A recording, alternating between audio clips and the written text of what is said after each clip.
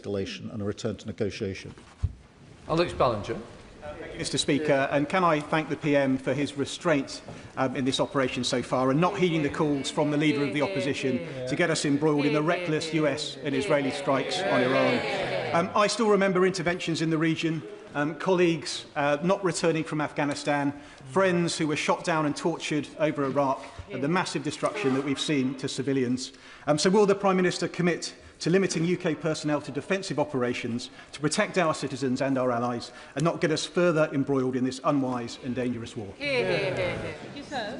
Yes, I can, and I can absolutely assure him and the House that there will always be a lawful basis for any actions that we take, and there must be a viable plan for it.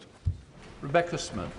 Speaker, over the weekend I heard from families in my constituency whose loved ones, also my constituents, are amongst the 300 service personnel in Bahrain who are within metres of the Iranian missile strike. Now, given we have known about the US force build-up in the region for some time, why did the activity to decommission HMS Lancaster in Bahrain continue? And I trust this is not an operational question. Will the works be paused and service personnel withdrawn until the threat status has been downgraded? Well, I thank her for her question. In relation to her constituents, can I ask her, if they haven't already done so, to ask them to register their presence as quickly as possible so that we can give them the necessary advice, because this is about how we get people coming out in the coming days. There are obviously wider questions in the region, but it is very important that we take the necessary measures in the coming days. Imran Hussain. Thank you, Mr Speaker. Afghanistan, Iraq, Libya, Syria, Yemen, and now this illegal war on Iran. The reality is, time and time again, we are dragged into conflicts that are illegal, make the region less stable, and result in devastation and the deaths of hundreds of thousands of innocent men, women and children. Have we not learned the lessons from the past? So will the Prime Minister make it clear from that dispatch box, firstly, Britain is not Trump's poodle, and never again will we be a launchpad for illegal and endless wars that have no plan and no end? And will he make it clear that any final decision will be made by this House? Can I thank him for his question and give him and the House my assurance that I will always act in the British national interest? That's the basis of the two decisions I took this weekend. Monica Harding. Mr Speaker, will the Prime Minister confirm the exact limits of defensive operations and guarantee that these limits won't change? And will the UK withdraw consent to use our base if there are proof that they are being used to carry out offensive missions by the US? The basis is collective lawful defence in relation to our allies. The purpose is to take out the ability of Iran to carry out the strikes that are currently being carried out across the region and threatening British nationals, and the actions from our bases will of course be monitored, as she would expect. Samantha. Thank you, Mr Speaker. Firstly, can I associate myself with the comments of the Prime Minister in giving thanks to our brave armed forces who are serving right now. I have constituents in South Derbyshire, and I'm sure we all do across the country, who look at their TV screens and at their social media and see some world leaders who appear reckless, both internationally and domestically, overseeing what looks like state-sponsored murder of people in their own country. So can I thank him for his cool head in this engagement, and can I please implore him to continue exactly as he is, taking all the evidence into account and making decisions that are within the law and putting the interest of our British citizens, both in the countries that are under attack and in the region and at home, at first and foremost. Can I thank her for her question? I've set out the principles on which I've taken the decisions that I've taken this weekend. We keep uppermost in our mind the protection of our citizens and nationals who are in the region. There's 300,000 of them. They are at risk, and it's very important that we do everything we can to keep them safe and secure. Richard Tice. Thank you, Mr Speaker. The truth is this dreadful Iranian regime has been a permanent threat to British interests, British citizens, both domestically and abroad, attacking us, they're spreading their extremist ideology. And surely the Prime Minister understands that actually the United States and Israel has done the West a huge, huge favour in degrading the military capability of this terrible regime? And does he not understand that after 10 years of negotiation that have failed, actually the West was left with no alternative? And does he understand also that actually, in refusing to support the US, he has humiliated us on the international stage? Can I agree with him that the regime is abhorrent for all the reasons that I've already set out? But I think he's saying that because of that, it is perfectly right for a British Prime Minister to deploy and take action which would not be lawful. I simply and fundamentally disagree. I think it's a very important principle when we're talking about our personnel that we ensure that what we're asking them to do, and they're being asked to put their lives at risk, that we ensure that it is lawful. I believe in that fundamentally. I'm surprised if he doesn't. In his statement, the Prime Minister mentioned the drone attack on RAF Akrotiri and the UK's support for the security of friends and partners in Cyprus. Can he tell us how the UK is coordinating efforts with the Cyprus government to ensure the safety of the whole island, including the bases? Can I assure him I spoke to the President of Cyprus yesterday and I'm hoping to speak to him again later today. Can I repeat what I said earlier, because it's important for reasons that he and the House will understand? The bases in Cyprus are not being used and not going to be used by the US. And it's very important. Why not? Because they're not suitable. But it's very important that that is made clear because the President and I have been discussing that as he will understand. John Whittingdale. Thank you, Mr. Speaker. On Saturday, Prime Minister Carney said Canada supports the United States acting to prevent Iran from obtaining a nuclear weapon and to prevent its regime from threatening international peace and security. Why was our Prime Minister not able to make the same statement? Was Prime Minister Carney wrong? Look, I'm not trying to pick divisions between our allies on this. I was presented with a different scenario, which is whether we should accede to two requests in relation to action to be taken.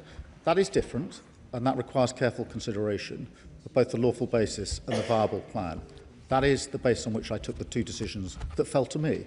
Different decisions fall to other Prime Ministers. Tony Vaughan. Mr. Speaker, I thank the Prime Minister for his careful response to this issue and his ongoing commitment to the international rule of law. My constituents' parents, Lindsay and Craig Foreman, are currently serving an appalling and unjustified 10-year sentence of imprisonment in Evin Prison in Tehran. Other governments have given detailed instructions to their nationals as to what to do if Evin's prison gates were to open and order breaks down. So first of all, will the Prime Minister confirm that a plan covering that situation will be communicated to them to ensure their safety? And secondly, has the government impressed upon the US and Israel the importance of not targeting Evin prison as Israel did last year, given that the lives of 2 British citizens are at stake? Well, can I thank him for raising this case and assure him that we have been and will continue to take all necessary action to safeguard their interests in relation to this case. Dr. Ross Savin. Thank you, Mr. Speaker. RAF Fairford is in my constituency of the South Cotswolds. The government has now authorised the US Air Force to use RAF Fairford for defensive operations. Residents have been contacting me today, understandably concerned for their safety, especially given the recent events at RAF Akrotiri. Given that the Prime Minister has pledged to prioritise the safety of UK citizens, what assurance can he offer specifically to the people of Fairford that their safety and security will be fully protected now that UK air bases may be used in operations targeting Iran? Can I thank her for raising that and assure her and her constituents that all necessary measures are being taken to keep her constituents safe in relation to the use of the base in her constituency. That is a first order priority for us, and that's what we're doing. Melanie Ward. Thank you, Mr. Speaker. The Prime Minister is right to be clear that UK military action has to be in line with international law and that we were not involved in Israel and the US's offensive action. He is also right to act to protect British lives and British interests in the face of Iranian attacks. Let me ask the Prime Minister, in rightly drawing lessons from Iraq, does he agree that a failed state in Iran is not in the interests of the UK and not in the interests of the wider Middle East? No, I mean, we do have to learn the lessons, and collapsing and failed states have historically proved to be worse, so we do have to be careful. Sir Julian Lewis. If a missile battery in Iran was continuing to target British bases, would an airstrike against it be offensive or defensive? Mr. Speaker, I think I've made clear the base of this. The second decision, we have authorised the US to use our bases in order to take out the ability of Iran to make those strikes. That is legal because it's a collective self-defence. Sir Zan Joseph. Mr. Speaker, Iran's reckless attacks have fuelled further regional instability, putting British peoples at risk, along with our allies across the region. The attacks have naturally caused concern about what they mean for our own national security due to the rising oil prices, the cost of living. Does the Prime Minister agree with me that the UK continue to act decisively in our own national interest, including how these conflicts can impact every household in our country?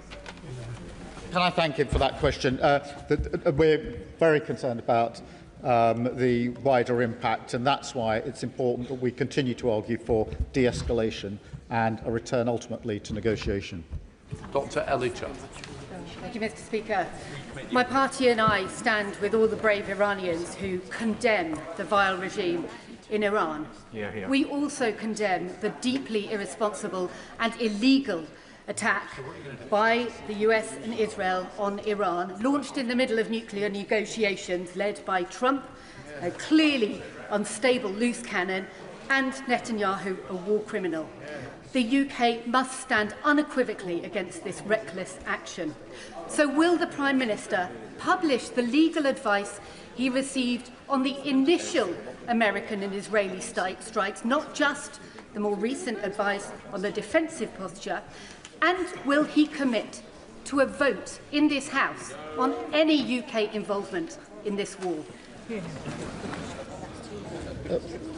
We are not at war, and we are not getting involved in offensive action that the US and Israel are taking. We've published a summary of the legal advice in relation to the decision that we took last night. That is in accordance with practice. It is not practice to publish legal advice or summaries in relation to defensive action. Liam Bann. Thank you, Mr. Speaker. I think the diffidence that we've heard towards international law this afternoon is as unwise as perhaps it is unsurprising. But just for the sake of clarity for the House this afternoon, can the Prime Minister confirm what would have needed to be true for it to be legal for him to have joined the offensive strikes last week? Because surely that would have required an imminent threat to our national security, which was simply not present when the decision to strike was taken. Well, Mr. Speaker, I resist setting out the full international law test, but it is clear what the test is. I think that's not disputed, and as far as I know, nobody is challenging the Attorney General's advice that was the summary of which has been published for all to see. I don't think anybody's saying that's the wrong advice. But I will look at the Shadow Attorney General's advice. I will be surprised if he advises that it would have been unequivocally lawful to have joined the initial action. But if the Leader of the Opposition will give me that advice, I will carefully consider it. Sir Ian Duncan-Smith. Speaker, may I take the Prime Minister back to his earlier position, where I think his own side does not quite realise what he has said. The Prime Minister said his reason originally for not allowing Fairford, for example, or even Diego Garcia to be used, was that would constitute for him a breach of international law because it would be us condoning an offensive operation. However, he's changed his position on this because of attacks on allies and on a UK base. And that means now that he is authorising the Americans to act in defence by taking out those kind of missiles that would attack us. Surely that now means that the UK armed forces, in this case the Royal Air Force, could now be used by the government in no breach of international law in a defensive action to take out those missiles as well. There are two separate considerations, obviously. The first is the decision to whether to join the US and Israel in the first place, and the second was the decision we took last night. We started taking defensive action on Saturday by deploying our pilots to the skies in the region. So we'd already taken that action. We added to that defensive action last night by permitting the US to use our bases to strike at the capability of Iran to issue the strikes in the first place. David Taylor. Thank you, Mr. Speaker. It has been heartening to see the scenes of jubilations from Iranians, from Syrians, and from British Iranians in this country at the death of the evil Ayatollah.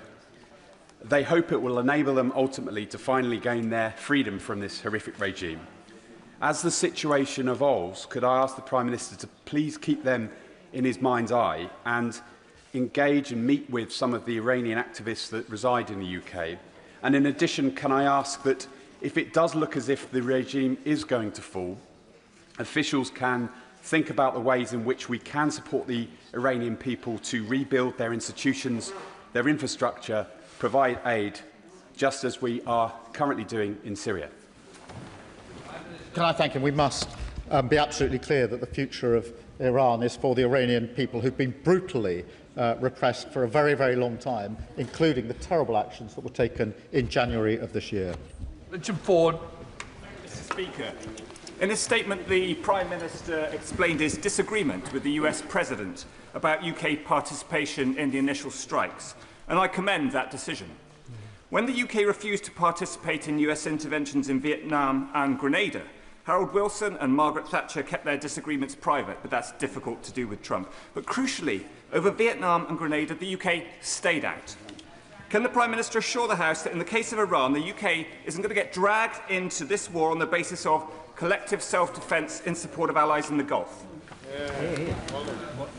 Well, I hope I've set out my position clearly and the reasons behind my decision. That is the basis upon which we made the decision last night. We'll keep it under review, and if it changes, I'll come back to the House. Yasmin Qureshi.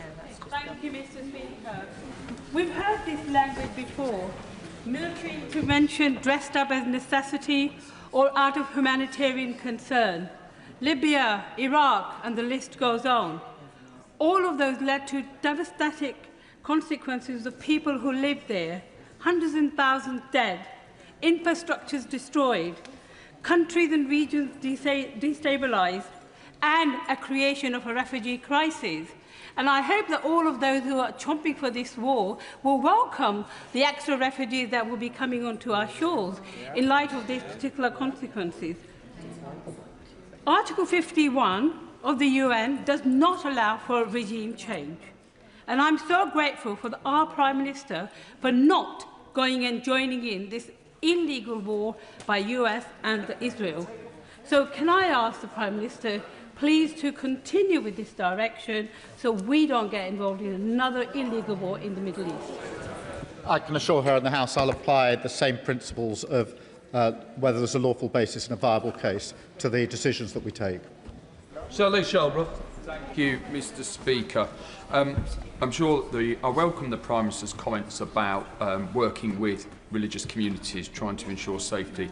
But I was appalled, but I'm afraid not shocked, I'm sure the Prime Minister was as well, to see once again the Deputy Leader of the Green Party at the weekend protesting in support of the Ayatollah. And I'm afraid that the Green Party has become a magnet for all of the people that he, quite rightly, kicked out of the Labour Party. And the hatred and the fear that runs through Leeds now, being whipped up at times by Councillor Mothin, is a disgrace, and West Yorkshire Police have begged Leeds City Council at times to have a named person to hire spaces which Leeds City Council run. And they wouldn't do that. And the reason the police wanted that because they can hold somebody responsibly. My Jewish community, Prime Minister, are terrified going into Leeds at the weekend. So may I ask the Prime Minister, will he ensure that he works closely with all policing authorities to ensure that my Jewish community and other communities can be safe. Well, can I thank him for his question? And I think we're all shocked by the actions of the Deputy Leader of the Green Party, perhaps not surprised given their recent turn of direction. And it is important that all of us set our face against anti-Semitism. And I have to say the argument that the Green Party makes that now is the time to get out of NATO and negotiate with Putin over our nuclear weapons is contrary to the British national interest. Thank you, Madam Deputy Speaker. There are direct flights from Newcastle to Dubai and many Geordies in the region, including in the armed forces. So I want to thank the Prime Minister for the steps he is taking to support and protect them, and particularly to acting within international law. Iran is a murderous, despotic state which has frequently threatened and does threaten UK security. But the sight of bombs raining down across the Gulf will not make my constituents feel more secure, especially when the impact on democracy and human rights in the region, and indeed the Iranian regime itself, is, to put it mildly, unclear. So what steps is the Prime Minister taking to bring this conflict, to help bring this conflict to an end and restore some semblance of security in the region? Can I thank you for raising the concerns of her constituents? And I do understand just how worried they will be, as will all of our constituents who are in the area. That is why it's important that we take measures in the region, as we are doing, to try and take the missiles out of the air, and that is the reason we've given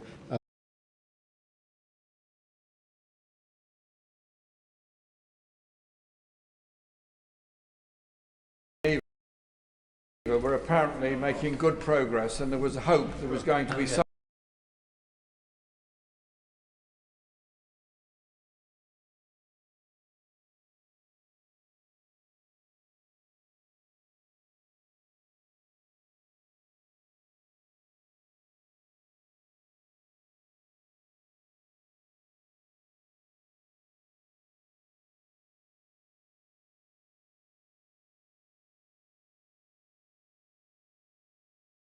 in the region.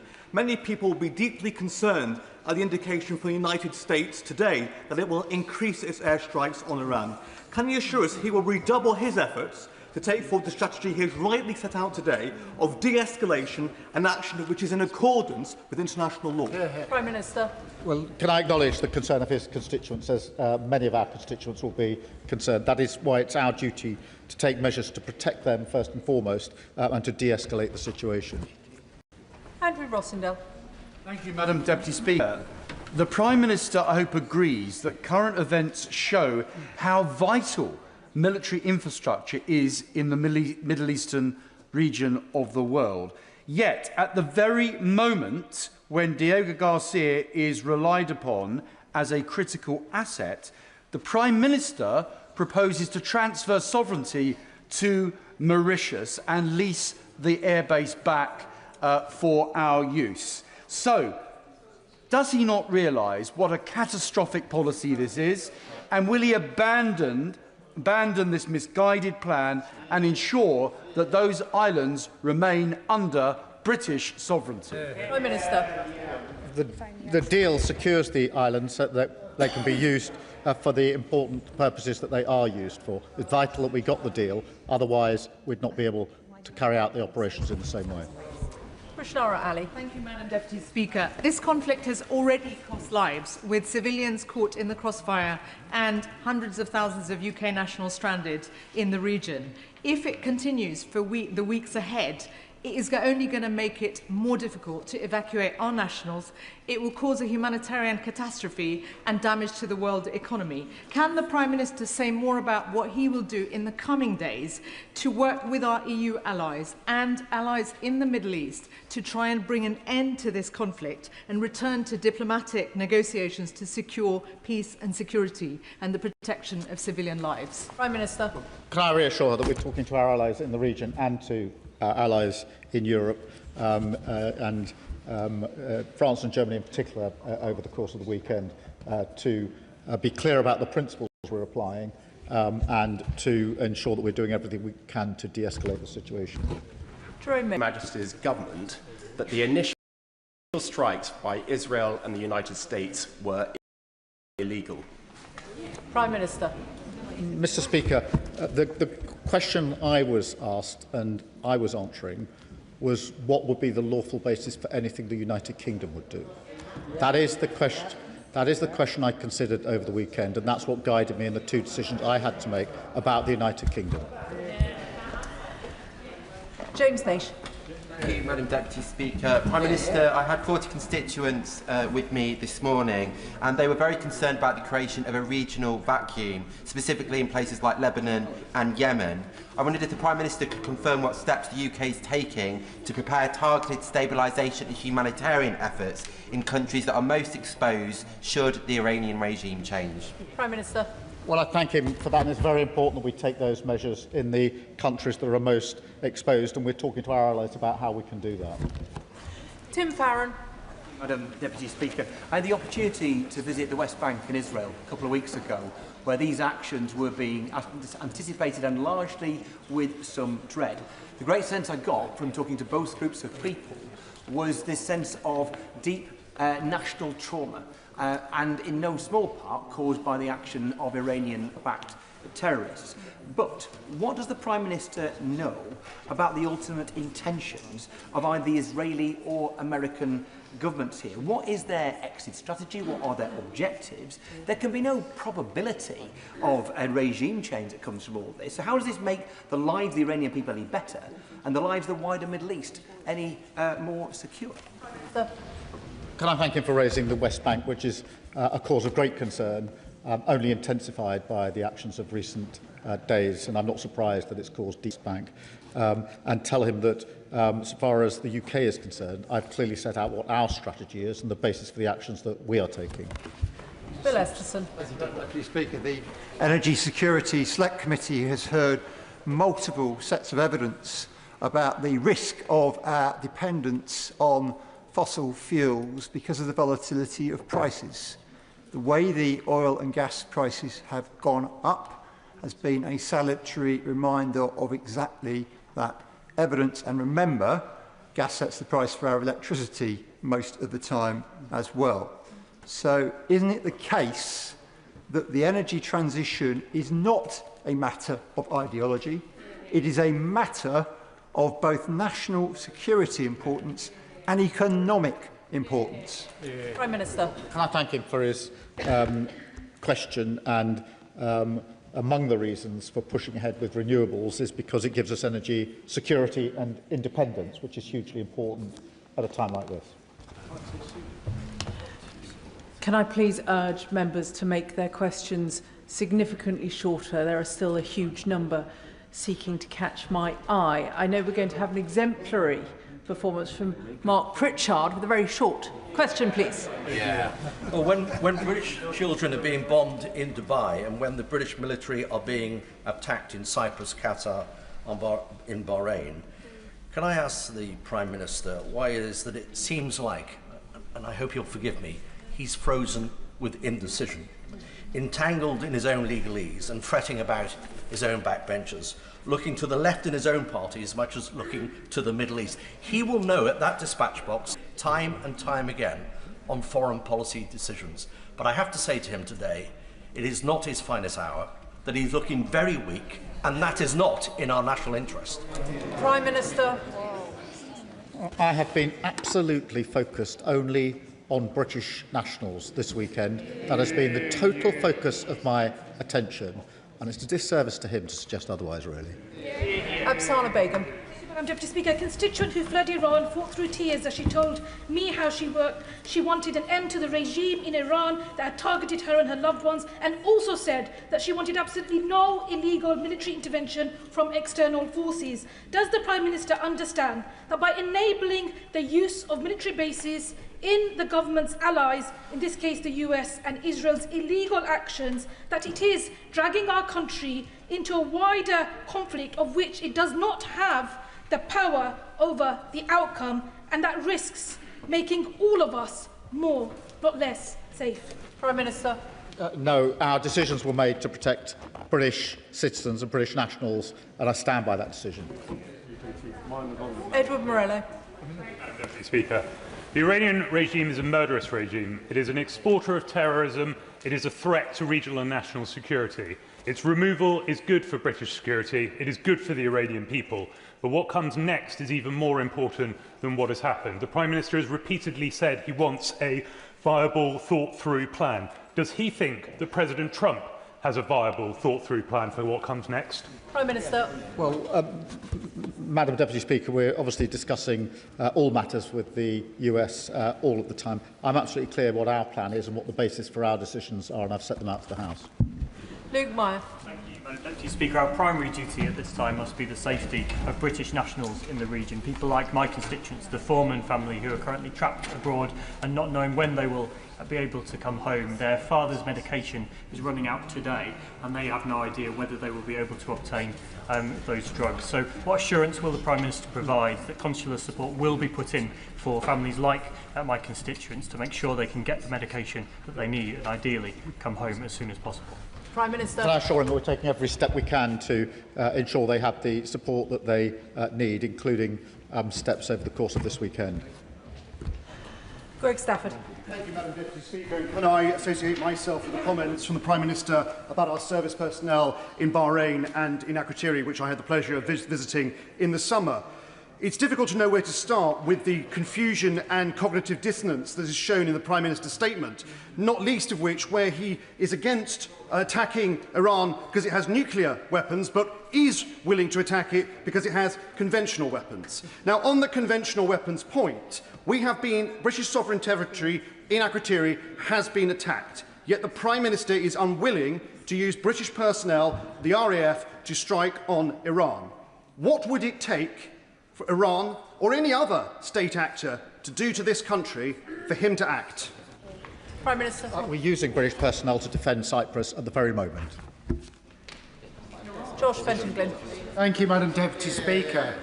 No one should shed a tear for the Iranian leadership. They're a brutal and oppressive regime, but there are other brutal and oppressive regimes in the world, and that in and of itself is never a reason to attack a country. So can the Prime Minister please assure me that any involvement of British troops or assets in this conflict will be purely defensive? Prime Minister. Madam Deputy Speaker, I've set out the principles on which I will act. I thank him for his question. Any action will have to have a lawful basis and a viable case.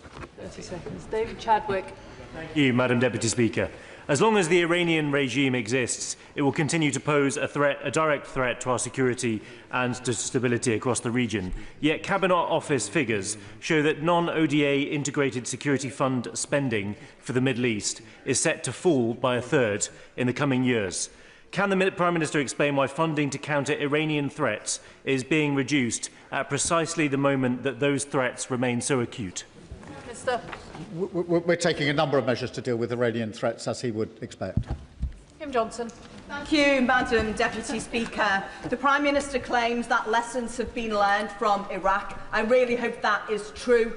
Netanyahu and Trump instigated an illegal act of aggression, putting thousands of people's lives at risk, including UK nationals and the military. So does the Prime Minister agree with me that diplomacy and de-escalation is needed and for not bringing Britain into a reckless and catastrophic war? And can you provide some details about this viable, thought-through plan in terms of repatriating our nationals? Minister. Can I assure her I'll continue to apply the principles I've set out and work to de-escalate across the region? Craig Smith. Thank you, Madam Deputy Speaker. The Iranian regime ignored the JCPOA, which completely failed. The Iranian regime's terror activities have reached these shores. And while we meet here this afternoon, the Iranian regime's rockets rain down on our allies across the Middle East, including Hezbollah's rockets into Israel. So can the Prime Minister set out clearly what evidence underpins his view that this Iranian regime is in any way, shape or form interested in coming to the negotiating table? Prime Minister. My point is simply that in the end and ultimately there will have to be a negotiated outcome when it comes to nuclear weapons. But what point At what point that happens is obviously unclear, particularly after the last few days, but that is why it's been the consistent policy of both our parties for years that this should be a negotiated outcome. It was his party's policy until Friday of last week. Rupa Huck. Thank you, Madam Deputy Speaker. Door knocking in Ealing yesterday, a student whose parents fled Iran in 1979 told me how overjoyed they are to get rid of this despotic, tyrannical regime. Yet the methods, a girls' school was hit, 150 kids, after we appear to have normalised the bombing of schools, hospitals, refugee camps, universities by one of the two instigators of this action in Gaza, surely risk undermining the rules-based order. What does the PM see as the end game of this war, and how will he stop Operation Fury turning into Operation Futility? Prime Minister. Well, I've clearly set out the basis for the decisions that I've taken and my view that we should all do all we can to de-escalate the situation. Shawkat Adam. Thank you, Madam Deputy Speaker. I'd like to thank the Prime Minister for his measured statement and restraint. However, with Israel's and USA's illegal action over the weekend, taking out admittedly a very repressive and brutal regime leader, has left the region and the world in turmoil. And this is creating real fear, Prime Minister, especially for our children. In fact, my 14-year-old asked me over the weekend, Dad, are we all going to be okay? So as a father himself, can I ask what assurance he can give to my son, to all the children in this country and in the Middle East, that he will do everything in his power to prevent the outbreak of potentially World War III, which Donald Trump and Netanyahu are driving us towards? Prime Minister. The protection and security of British nationals is my foremost duty, and I take it very seriously. That's why I took the decisions that I did over the weekend and will continue to do so. Andrew Pakes. Madam Deputy Speaker, like many people in my constituency, I said prayers over the weekend watching the events unfold. It's clear the region's in a perilous state and we need a de-escalation, to follow the rule of law and get peace back on the table. But can I ask the Prime Minister about a related question in the region? He will know that many in this House were passionate about ensuring a ceasefire in Gaza and ensuring aid and humanity got in. We know over the weekend that there has been a closure in the West Bank and Gaza. So can I ask the Prime Minister what reassurance he can give us that whilst we look towards Iran, we don't lose sight of the humanitarian need we have in Gaza and the West Bank? Can I thank him for raising this? And the ceasefire in Gaza is welcome but fragile, and not enough aid was getting in even under the circumstances before this weekend, and we were working with others to ensure that we can alleviate the situation as quickly as possible. Sarah Ball. Thank you, Madam Deputy Speaker. Even if our military personnel are not fully offensive space, the additional air policing that the RAF are being committed to across the Middle East means that they're now having to do double the work with no extra resources. So can I ask the Prime Minister what additional resources are they giving to the RAF now to protect our service personnel in this? Prime Minister. This is the government that's increased defence spending, and I can assure her that our service personnel are working very hard as we speak to keep us safe and to protect the region, and we thank them for doing that. Clive Efford. Thank you, Madam Deputy Speaker. Can I commend my right honourable friend for his resolute stand? It can't have been easy to stand up to the President and not get dragged into this war that has no apparent end plan. We made that mistake in 2003 and the result was disastrous. Now, the President of the United States has made it clear that he wants to see regime change.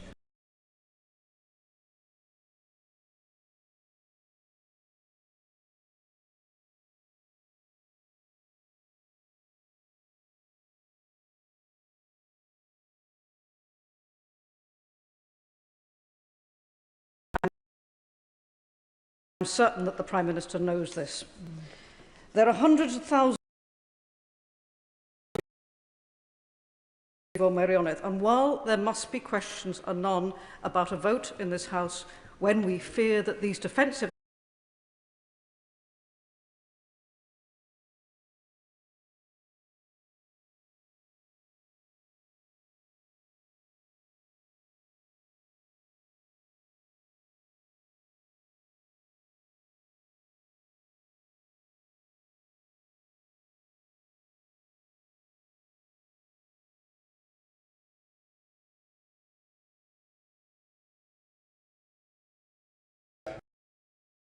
why we're working quickly and as safely as we can, obviously working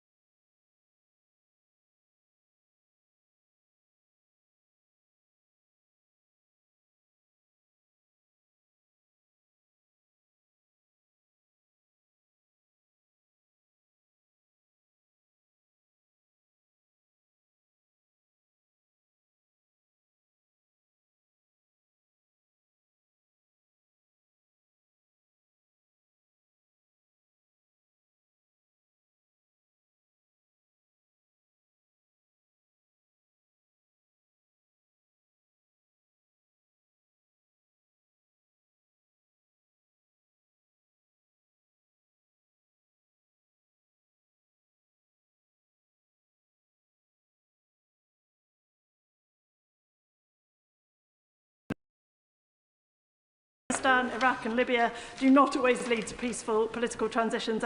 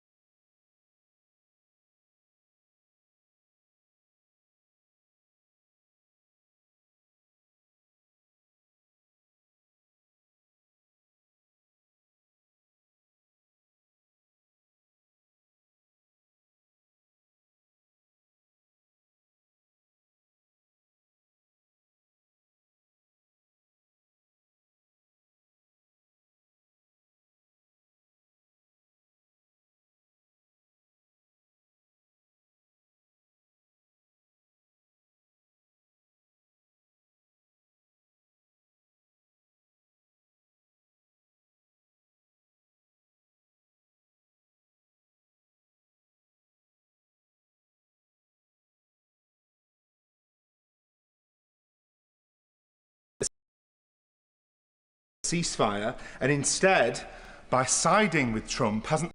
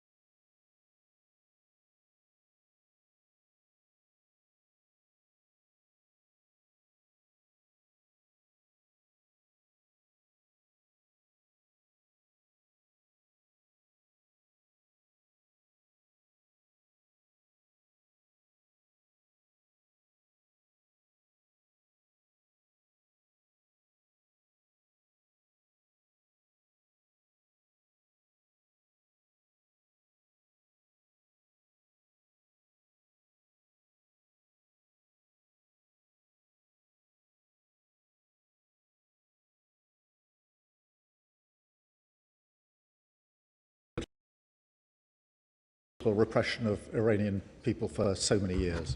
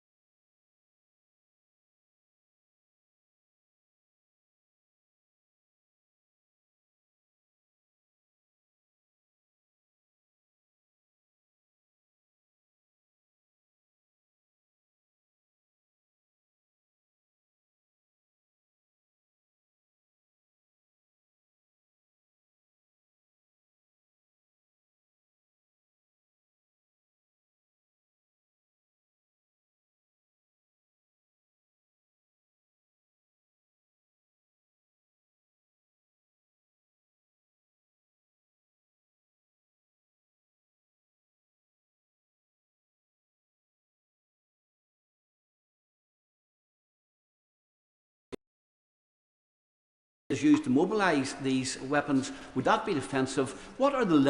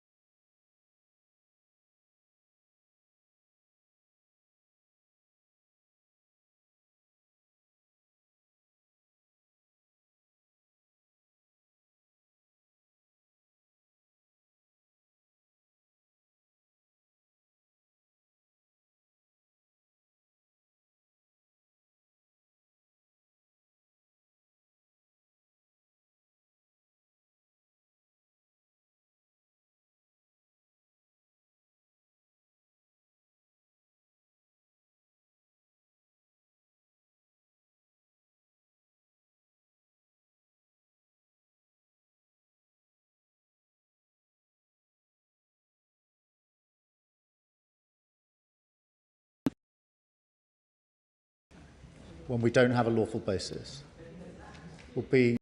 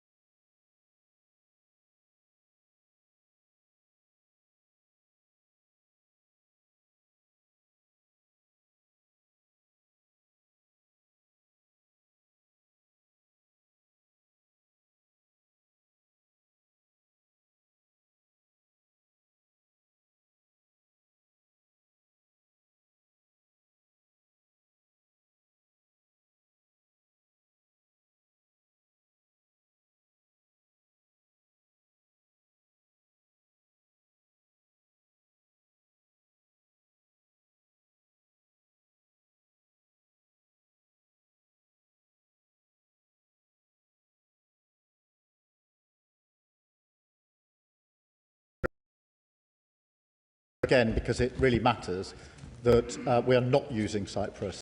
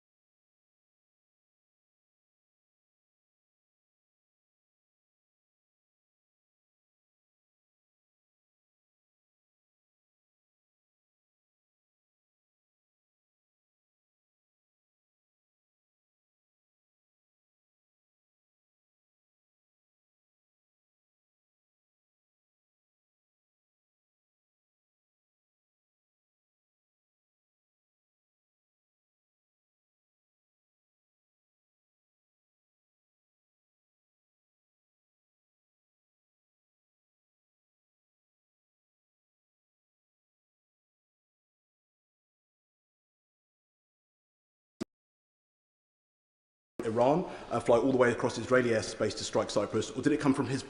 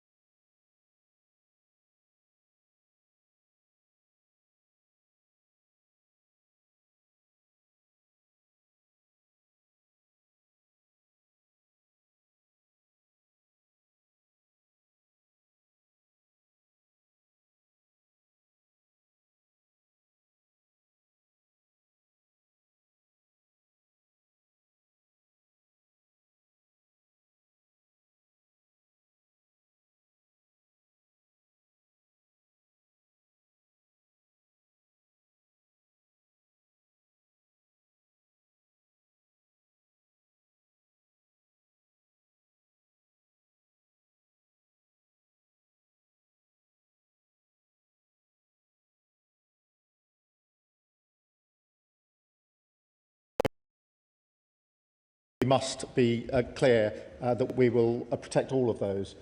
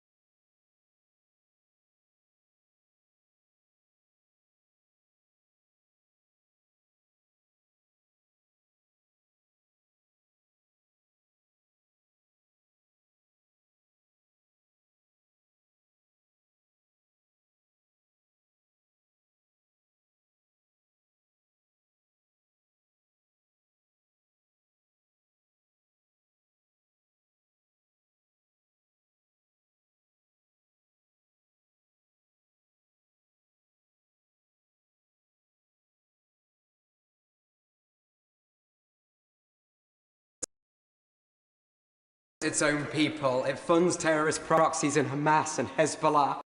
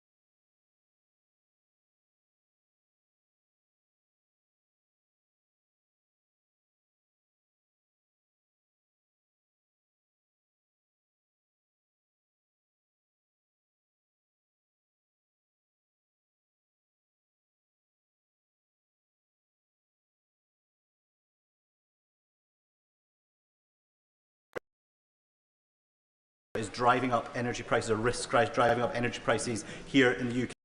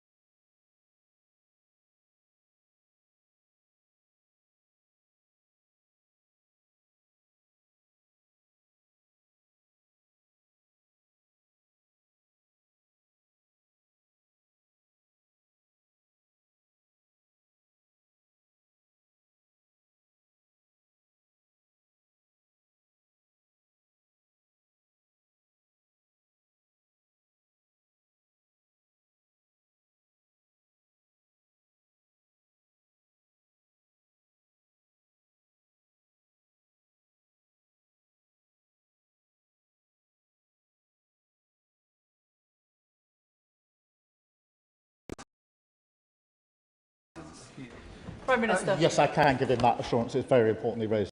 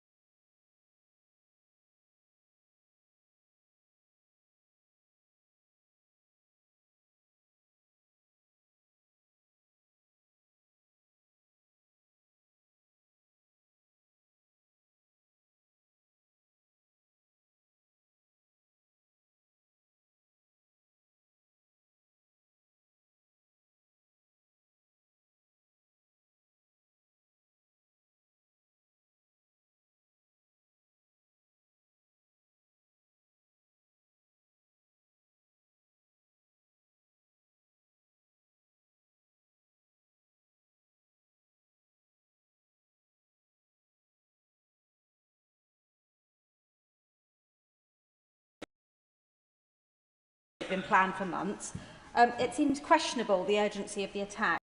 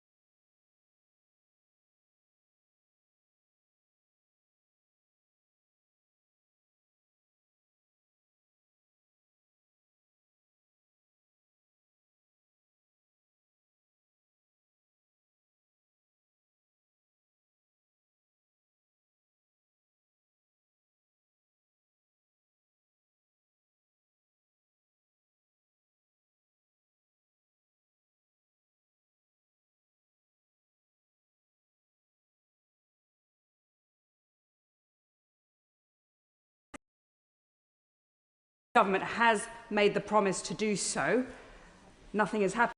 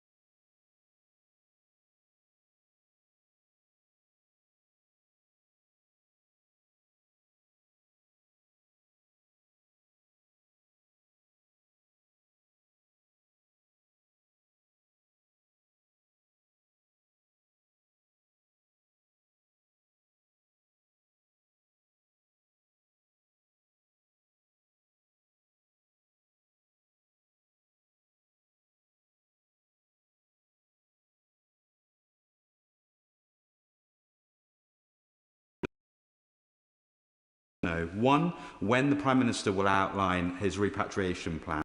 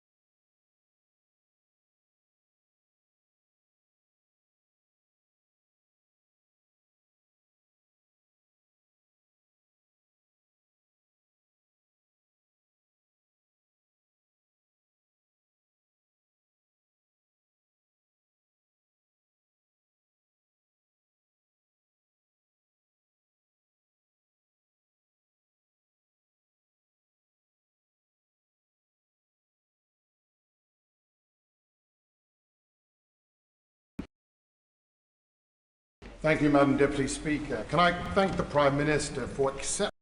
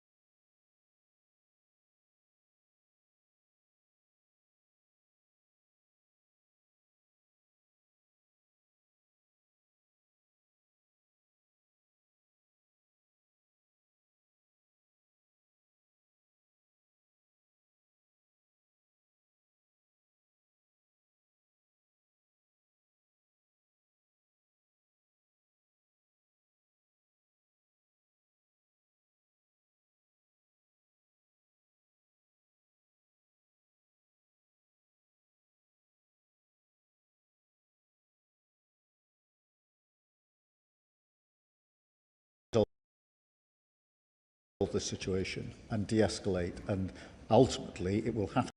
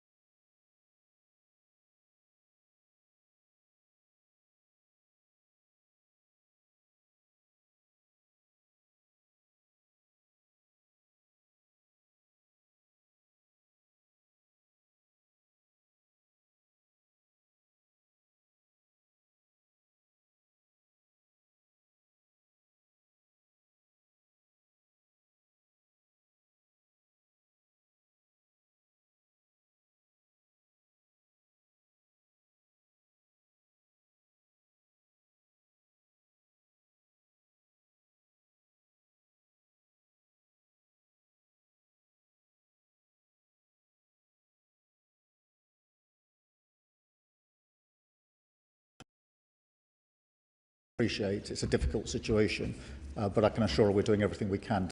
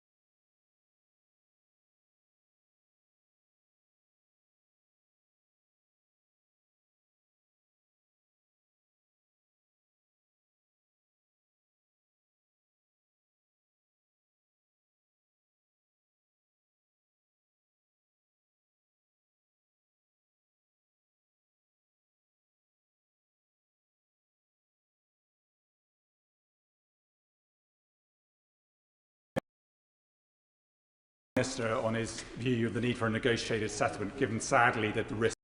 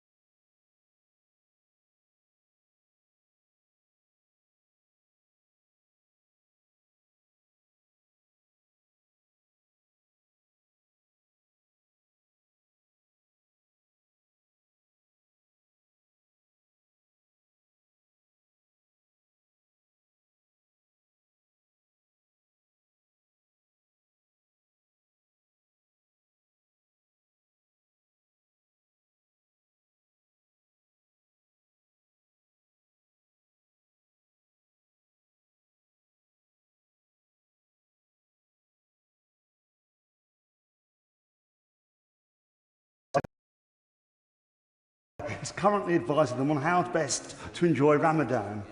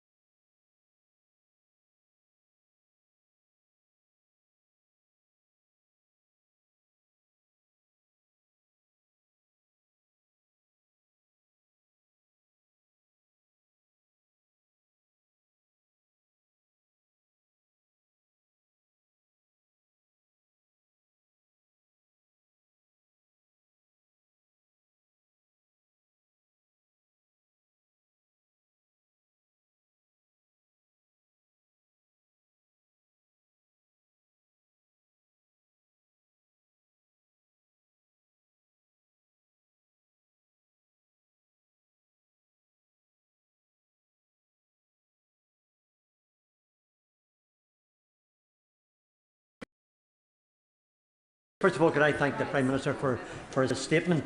Ayatollah